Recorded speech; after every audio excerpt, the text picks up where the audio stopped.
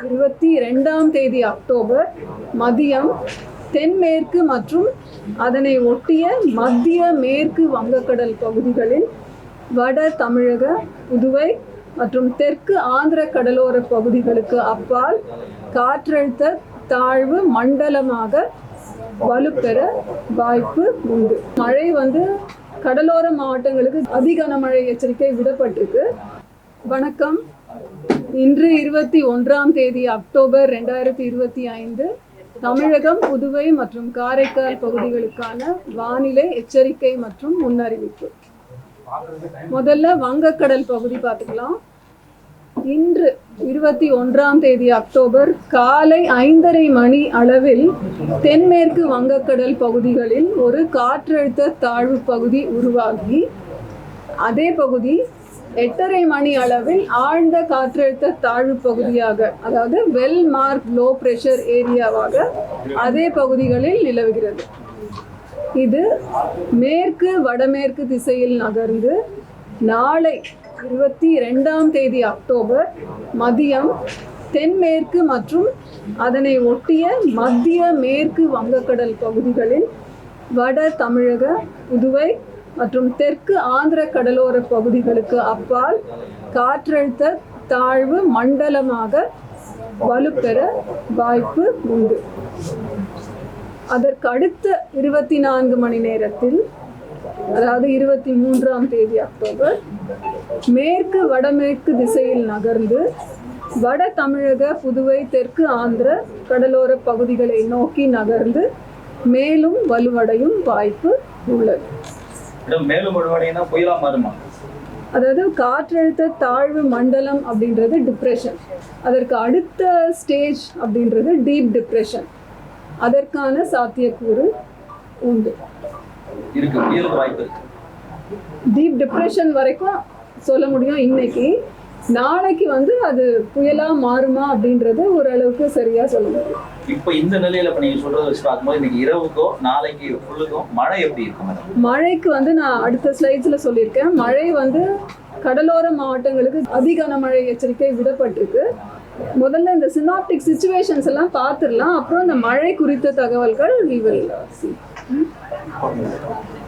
So தெற்கு அந்தமான் அடுத்த 3 சிச்சுவேஷன்ஸ்ல இரண்டாவது தெற்கு அந்தமான் கடல் மற்றும் அதனை ஒட்டிய பகுதிகளில் ஒரு வளிமண்டல மேலடுக்கு சுழற்சி நிலவுகிறது. இது இரண்டாவது சினாப்டிக் சிச்சுவேஷன்.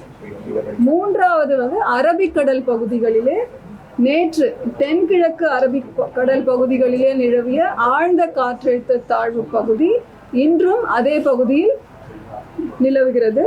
இது மேற்கு திசையை நோக்கி மெதுவாக நகர்ந்து அடுத்த 24 மணி நேரத்தில் காற்றழுத்த தாழ்வு மண்டலமாக வலுப்பெறும் வாய்ப்பு உள்ளது. இந்த 3 சினாப்டிக் சிச்சுவேஷன்ஸ். கடந்த 24 மணி நேரத்தில் மழையின் டேட்டா பார்த்தீங்கன்னா தமிழகத்தில் பெரும்பாலான பகுதிகளில் மழை பெய்துள்ளது. புதுவை மற்றும் காரைக்கால் பகுதிகளிலுமே மழை பெய்துள்ளது. தமிழகத்தில் வடகிழக்கு பருவமழை தீவிரமடைந்துள்ளது. அப்புறம் 4 இடங்களில் மிக கனமழை பதிவாகியுள்ளது. அதிக அளவாக ராமநாதபுரம் மாவட்டத்தில் தங்கச்சி மடத்தில் 17 சென்டிமீட்டர், பாம்பன் 15 சென்டிமீட்டர், மண்டபம் 14 சென்டிமீட்டர், வரட்டுப்பள்ளம் ஈரோடு மாவட்டத்தில் 13 சென்டிமீட்டர் மற்றும் 22 இடங்களில் கனமழை பதிவாகி உள்ளது. இன்றைய தேதி வரைக்கும், அதாவது வடகிழக்கு பருவமழை காலம் சொல்ற 1 அக்டோபர்ல இருந்து இன்று வரை 21 அக்டோபர் வரை தமிழகத்தில் பதிவான மழை, தமிழகம், புதுவை மற்றும் காரைக்கால் பகுதிகளில் பதிவான மழை அளவு 16 சென்டிமீட்டர். இயல்பு மழை இன்று வரைக்குமான இயல்பு மழை அளவு 10 சென்டிமீட்டர். அப்போ இயல்பிலிருந்து இன்று வரை பதிவானது இயல்பிலிருந்து 59% அதிகமாக பதிவாகி இருக்கிறது. இதுல 16 மாவட்டங்கள் இயல்பை விட மிக அதிகமாக பதிவாயிருக்கு.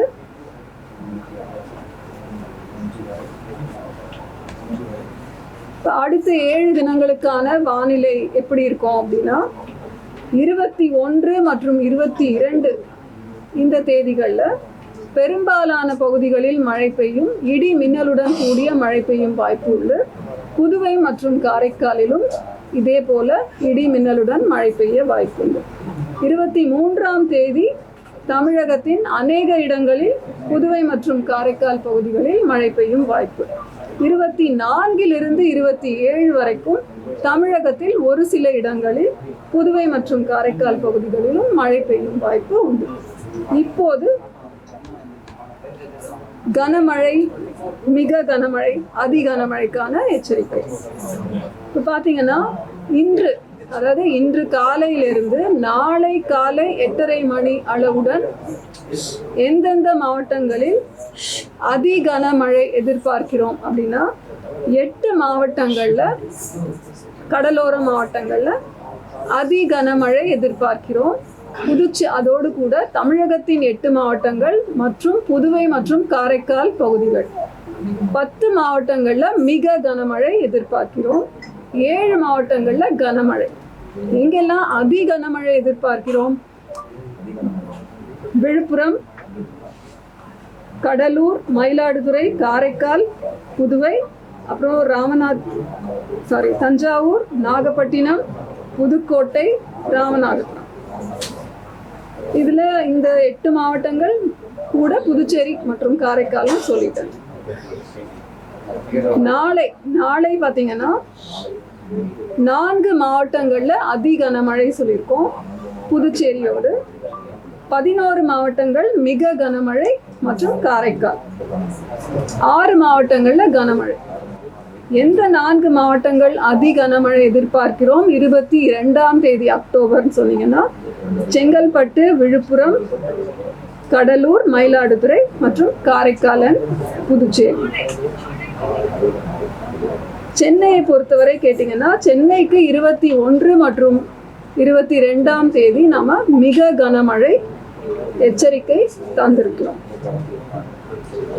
23ஆம் தேதி 5 மாவட்டங்களுக்கு மிக கனமழையும், 6 மாவட்டங்கள் மற்றும் புதுச்சேரிக்கு கனமழை எச்சரிக்கையும் தந்திருக்கிறோம். 24ஆம் தேதி ஒரு 6 மாவட்டங்கள், மலை மாவட்டங்கள், நீலகிரி, கோவை, ஈரோடு மற்றும் கிருஷ்ணகிரி, தருமபுரி, சேலம் கனமழை எதிர்பார்க்கிறோம். ஸோ 4 நாட்களுக்கு இந்த மழைப்பதிவு குறித்து ஒரு தகவல். அது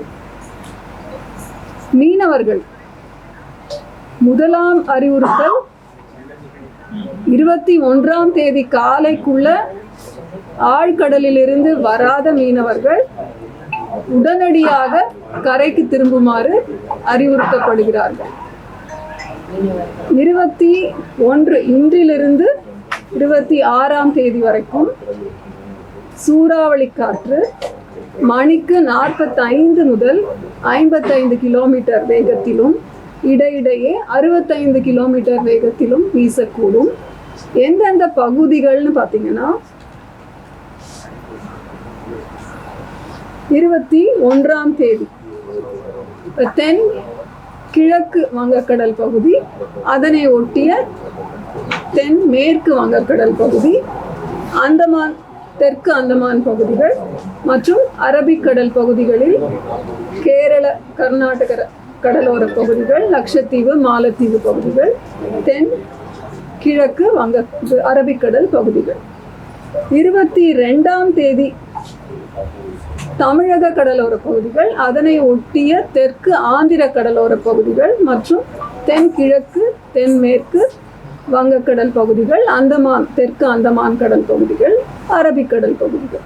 ஸோ 23ஆம் தேதியிலிருந்து 25ஆம் தேதி வரை, 26ஆம் தேதி வரை அரபிக்கடல், வங்கக்கடல் மற்றும் தெற்கு அந்தமான் கடல் பகுதிகளுக்கு மீனவர்கள் செல்ல வேண்டாம் என்று அறிவுறுத்தப்பட்டிருக்கிறார்கள். இப்பொழுது சென்னையை பொறுத்த வரைக்கும் வானம் மேகமூட்டத்துடன் காணப்படும். நகரின் ஒரு சில பகுதிகளில் கன முதல் மிக கனமழை எதிர்பார்க்கப்படுகிறது. அதிகபட்ச வெப்பநிலை 28 ஒட்டியும் 28 டிகிரி செல்சியஸை ஒட்டியும், குறைந்தபட்ச வெப்பநிலை 24 to 25 டிகிரி செல்சியஸை ஒட்டியும் இருக்கக்கூடும். இங்கிலீஷ் முதல்ல திரும்ப ஒரு காற்றழுத்த தாழ்வு அதிகம் அந்த போர்ஷன் திரும்ப சத்தமா வேணாம் இல்ல ஒரே விஷயம்.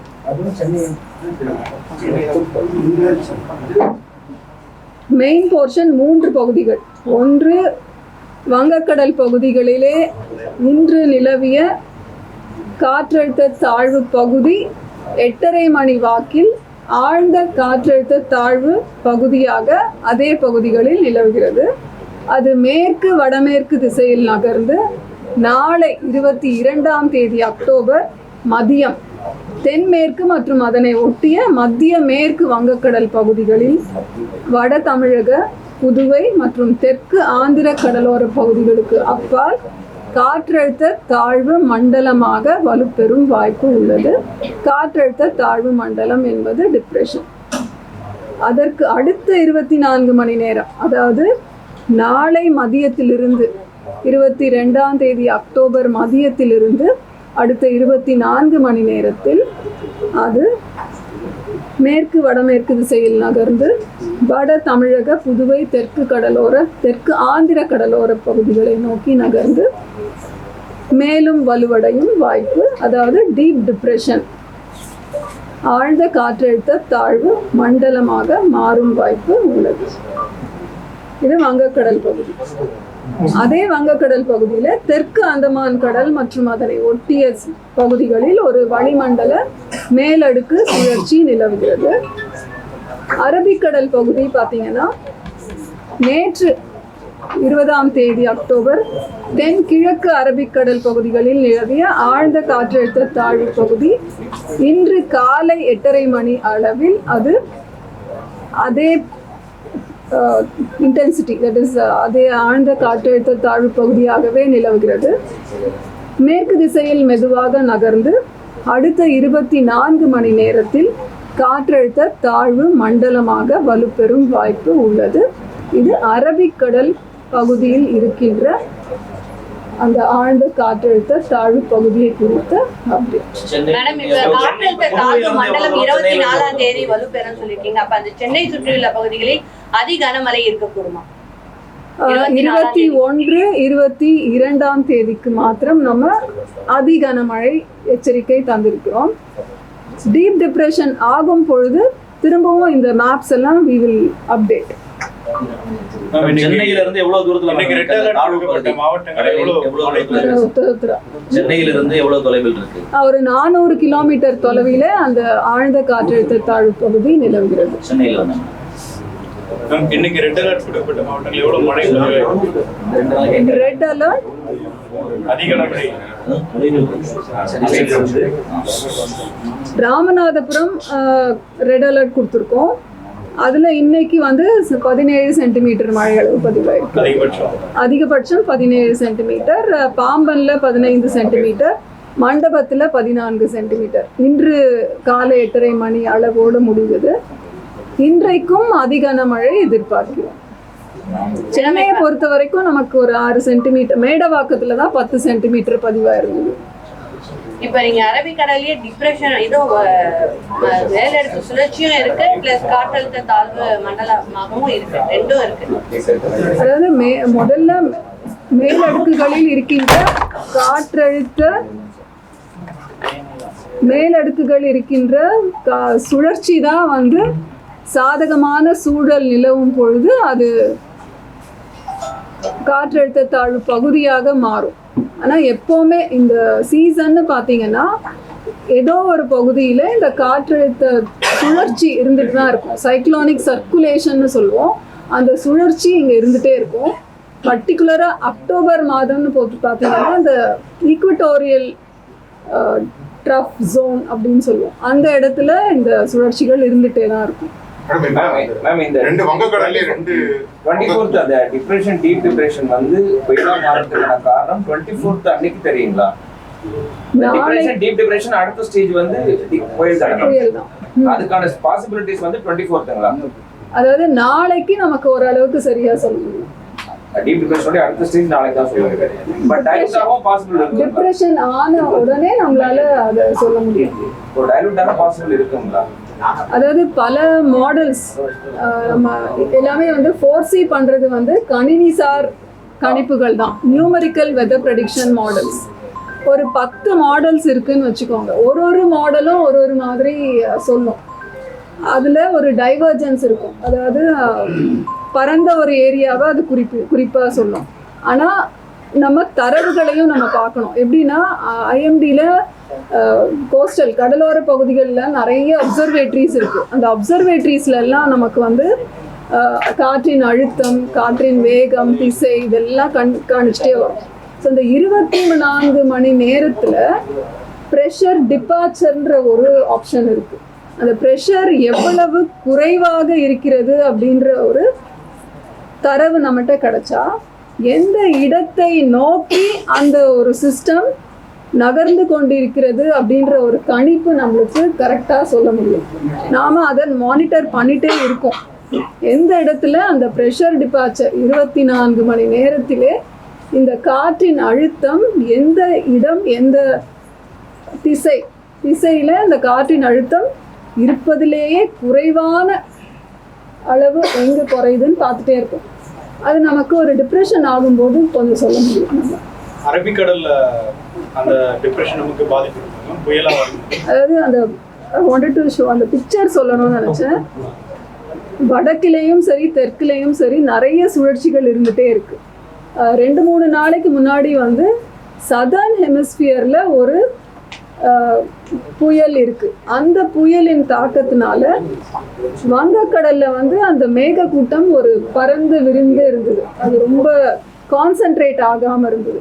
இப்போ அது தனியாக ஒரு சிஸ்டமாக அது வந்து இந்த மேகக்கூட்ட அமைப்போடு அது சேராமல் கொஞ்சம் விலகி இருக்கு. அரேபியன் சீல நம்ம அரபிக்கடலில் பார்த்த சிஸ்டமும் வந்து கொஞ்சம் இன்னைக்கு ரொம்ப ஸ்லோவாக தானே போயிருக்கு. ஸோ அதுவும் கொஞ்சம் வலு இழந்த மாதிரி ஒரு தோற்றம். அப்போ இது வந்து வலுவடைஞ்சிருக்கு. நம்ம வங்கக்கடல்ல பொறுத்திருந்து பார்ப்போம். அது வந்து டிப்ரெஷன் வரைக்கும் இப்போ சொல்லியிருக்கோம். மானிட்டர் 4 கிளவுட் பேச்சஸ் இருக்குது. நீங்கள் பார்த்தீங்கன்னா southern hemisphere and northern hemisphere பார்த்தீங்கன்னா 4 சிஸ்டம்ஸ் இருக்குது. ஸோ 2 இப்போ அரபிக்கடல் வங்கக்கடல் ரெண்டுத்துலேயுமே பேரலாக ஒரு சிஸ்டம் இருக்கும்போது அதுக்கு ஒரு பேர் இருக்குது, ஃபுஜிவாரா எஃபெக்ட்னு சொல்லுவாங்க. ஸோ இது மாதிரி ஒன்று எது வந்து ஸ்ட்ராங்காக ஆகும் அப்படின்றது நம்ம பார்த்து தான் சொல்லுவோம். இந்த மாதிரி நிறைய அந்த மாதிரி நமக்கு ஒரு 100 ஆண்டு தரவுகள்னு பார்த்தீங்கன்னா இந்த மாதிரி ஃபியூஜிவாரா எஃபெக்ட்ல வர்ற சிஸ்டம்ஸ் நிறைய இருக்கு. அதி கனமழை, மிக கனமழைலாம் சொன்னீங்க. அதி கனமழைனா எவ்வளவு மழை பெய்யும், எத்தனை சென்டிமீட்டர்? அது மிக கனமழை. கனமழை சொன்னோம்னா 7 சென்டிமீட்டர்ல இருந்து 11 சென்டிமீட்டர் வரைக்கும் கனமழை. 7 சென்டிமீட்டர்ல இருந்து 11 சென்டிமீட்டர் வரைக்கும் கனமழை. ஒரு இடத்துக்குமே இப்போ நுங்கம்பாக்கம், மீனம்பாக்கம் அந்த மாதிரி சொல்ற இடங்கள்ல எல்லாம் மழைமானிகள் இருக்கு. இந்த மழைமானிகள்ல பதிவார மழை கனமழைன்னு எப்போ சொல்லுவோம் அப்படின்னா 6 சென்டிமீட்டர்ல இருந்து 11 சென்டிமீட்டர் வரைக்கும் பதிவாகி இருந்தால் அது கனமழை. மிக கனமழை எப்போது அப்படின்னா 12 சென்டிமீட்டர்ல இருந்து 20 சென்டிமீட்டர் வரைக்கும் பதிவாகும் பொழுது அது மிக கனமழை. இன்றைக்கு எப்படி ராமநாதபுரம்ல தங்கச்சி மடம்ல 17 சென்டிமீட்டர் வந்து மிக கனமழை அந்த கேட்டகரியில நமக்கு வருது. அதி கனமழை எப்படின்னா பாயிண்ட் லொகேஷன்ஸ் தான். ஒரு இடத்துலையும் மழைமானிகள் தருகின்ற தரவுகளை வைத்து 21 சென்டிமீட்டருக்கு மேல் இருந்தால் அது அதி கனமழை என்று கேட்டகரைஸ் பண்றோம்.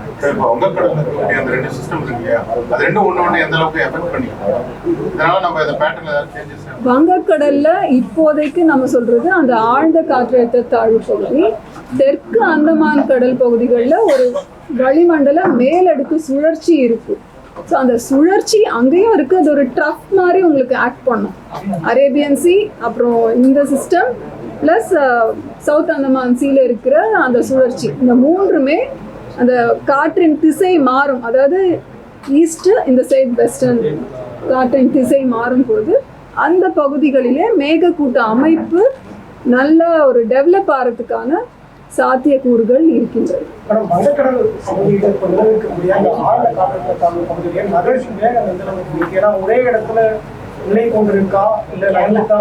இந்த மாதிரி அதாவது வழக்கமாக வந்து ஒரு சிஸ்டம்னு எடுத்தாலே ஒரு 10 to 15 கிலோமீட்டர் பெர் ஹவர், ஒரு மணி நேரத்துக்கு 10 to 15 கிலோமீட்டர் மணி வேகத்தில் அது மூவ் ஆகும்.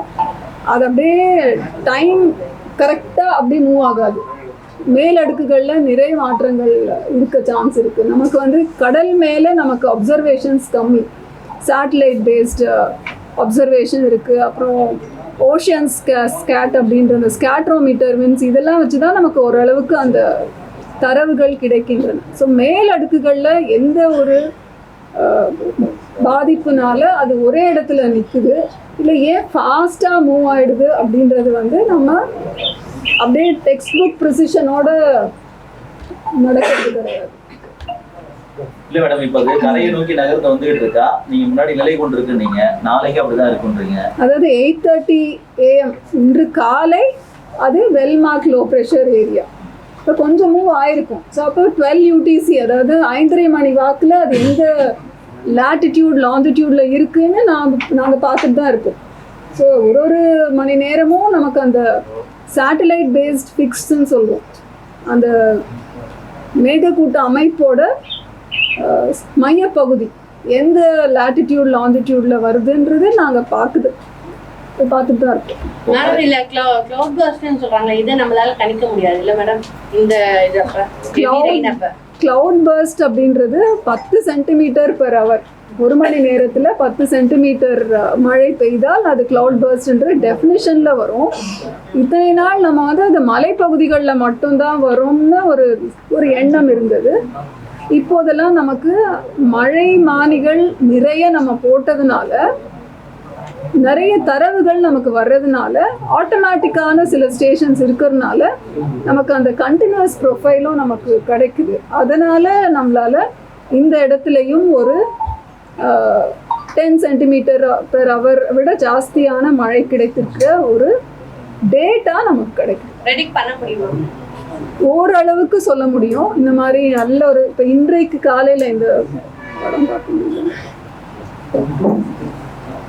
இன்றைக்கு கூட காலையில் ஒரு இன்டென்ஸ் ஸ்பெல் வந்தது இல்லையா, ஒரு 11 to 12 மணி. அதில் பார்த்தீங்கன்னா அந்த மாதிரி ஒரு சிஸ்டம், அதாவது ஒரு காற்றழுத்த தாழ்வு மண்டலம் இந்த மாதிரி உருவாகும் பொழுது அதற்கான ஸ்ட்ரீமர்ஸ்னு சொல்லுவோம். அது ஆங்கிலத்தில் ஸ்ட்ரீமர்ஸ் அப்படின்னா லைன் ஸ்குவால்ஸ்னு வரும். அது அந்த மாதிரி மேகக்கூட்ட அமைப்பு வந்து உங்களுக்கு. ஸோ இந்த மாதிரி ஸ்ட்ரீமர்ஸ், அதாவது கடல்லேருந்து அந்த நார்த் ஈஸ்டர்ன் டிரெக்ஷன்லேருந்து உங்களுக்கு மாய்ஸ்சர் ஃபீடு வரும்போது இந்த மாதிரி ஒரு லைன் ஸ்குவால் டைப், அதாவது ஒரு வடகிழக்கிலேருந்து தென்மேற்குக்கு ஒரு கோடு மாதிரி பார்க்குறீங்க இல்லையா. ஸோ இந்த மாதிரி வந்து மழை இடிமுகில் மின்னலோடு கூடிய இடியுடன் கூடிய மழை பெய்யும். இந்த மாதிரி மேகக்கூட்ட அமைப்பில் வந்து இடைவிடாமல் உங்களுக்கு இடி மின்னலுடன் கூடிய மழை பெய்யும். இப்போ அந்த மாதிரி வந்து இப்போ கடலில் சில சமயம் அது கடலில் நிறைய மழை பொழிவை கொடுத்துட்டு லேண்டில் கொஞ்சம் குறைச்சலாக வரும். மோஸ்ட்லி வடகிழக்கு பருவமழை காலத்துலன்னு பார்த்தீங்கன்னா நம்மளுக்கு ஆராய்ச்சி கட்டுரைகள் பல இருக்குது. கடலில் தான், அதாவது கரையை ஒட்டி கடலிலே தான் மிகவும் அதிகமான மழை பொழிவு இருக்கிறது. அதில் ஒரு % தான் நமக்கு மழை வருகிறது. சென்னைக்கு என்னைக்கெல்லாம் ரெட் அலர்ட்? சென்னைக்கு ரெட் அலர்ட் நம்ம தரல இல்லையா, கனமழை ஆரஞ்சு அலர்ட் தான் கொடுத்துருக்கோம்.